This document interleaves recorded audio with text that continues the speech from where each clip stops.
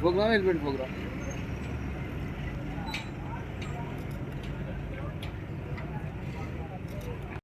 పిల్లలు కార్తీక్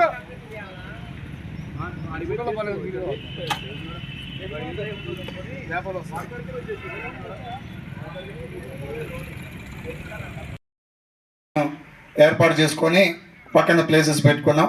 ఒక 100 బండ్లు 150, 200, 300కి ఇప్పుడు పెరిగిపోయినాయి. ఎవరికి వాళ్ళందరూ కూడా ఓనర్ కమ్ డ్రైవర్స్ ఎక్కువ ఉన్నారు. ఇక్కడ మా అసోసియేషన్ మొత్తం కూడా 300 బండ్లు ఉన్నాయంటే 200 మంది ఓనర్ కమ్ డ్రైవర్సే.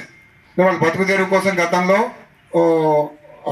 లారీ డ్రైవర్గా పనిచేసి తర్వాత ఇక్కడ ఓనర్స్గా చేస్తున్నారు.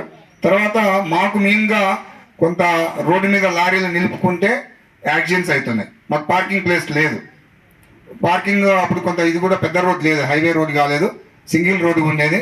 నైట్ టైం అసోసియేషన్ నుంచి ఎవరైనా లోడ్ పోయి వచ్చి నైట్ 10-11 అయితే ఎక్కడ పెట్టుకోవాలో ప్లేస్ కూడా లేక ఒక 2-3 ఇయర్స్ బాగా ఇబ్బంది పడ్డాం. మాకు ఇక్కడ ఊరి బయటికి పోయే పరిస్థితి ఎక్కడ లేదు, ఇంత ఏర్పాటు చేసుకునే పరిస్థితి లేకపోతే చివరికి మేము అందరం కూడా చాలా కష్టపడి పక్కన వాసు గారిని రిక్వెస్ట్ చేసి రెంటెడ్గా మేము ఇక్కడ పెట్టుకుంటున్నాం. ఈ విషయంలో నేను ఎందుకు తెలియజేస్తున్నా మన ఓనర్స్ కూడా ఇంత పార్కింగ్ ప్లేస్ ఇచ్చినాం. మనకి ఇప్పుడు ఇక్కడ 150-200 లారీలు నిలబడి ఉన్నాయి. ఇంకా 100 లారీలు నిలబడే ప్లేస్ ఉన్నా మన డ్రైవర్ల తప్పిదాల వల్ల కూడా ప్రమాదాలు జరుగుతున్నాయి. మన అసోసియేషన్ ముందే లోపల పెట్టుకోవడం మనం నిర్లక్ష్యం వహించి ఒక యాక్సిడెంట్ అయ్యి ఒక మనిషి చచ్చిపోయింది, ఇంకొక 2 కాళ్ళు ఎరిగినాయి.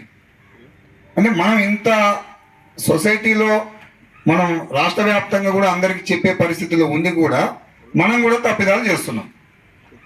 ఎక్కువ యాక్సిడెంట్స్ అయినాయి అంటే కారణాలు పెద్ద వాహనాల మీదనే ఎక్కువ ఉంటుంది. చిన్న వాహనాలతో ప్రమాదాలు తక్కువ ఉంటాయి. బైక్ తగిలినా, కొంత ఆటో తగిలినా, ఆటో బైక్ తగిలినా, సైకిల్ వేరు తగిలినా కొంత ప్రమాదం చిన్నగా ఉంటుంది. కానీ మన లారీ నిలబడ్డ లారీకి వెనక నుంచి వచ్చి వారి తప్పిదం వల్ల తగిలినా మేజర్గా వాళ్ళకి డ్యామేజ్ ఎక్కువ ఉంటుంది. అంటే అది చనిపోవడం వరకు కూడా ఎక్కువ మనం చూస్తున్నాం. ఎందుకంటే మనం గతంలో రిటైర్డ్ ఎంపీడీ ఆఫీస్లో పనిచేసిన జానీ